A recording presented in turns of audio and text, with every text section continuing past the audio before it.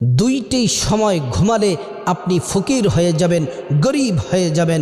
সংসারে অভাব অনটন লেগেই থাকবে, বিপদ মুসিবত লেগেই থাকবে, একটার পর একটা বিপদ থাকবে। যদি দুইটি সময় আপনি ঘুমান, প্রিয় নবী মুহাম্মদ রাসূলুল্লাহ সাল্লাল্লাহু আলাইহি ওয়াসাল্লাম এই দুইটি সময় ঘুমাতে নিষেধ করেছেন।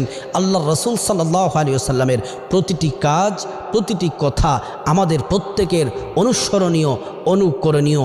আল্লাহর রাসূল বলছেন, মাগরিবের নামাজের পর থেকে এশারের আগ পর্যন্ত এই সময়টাতে তোমরা ঘুমাবে না। আল্লাহর রাসূলের কথা যদি আমরা না শুনি, বিপদ মুসিবত লেগেই থাকবে। তাহলে মাগরিবের পর থেকে এশা পর্যন্ত পরিবারের কাউকে ঘুমাতে দিবেন না। দ্বিতীয় নাম্বার হচ্ছে ফজরের নামাজ না পড়ে ফজরের সময় ঘুমিয়ে থাকা এবং ফজরের পরে ঘুমানোর অভ্যাস করা। ঘুমানো, এই দুইটি সময় আপনি ঘুমান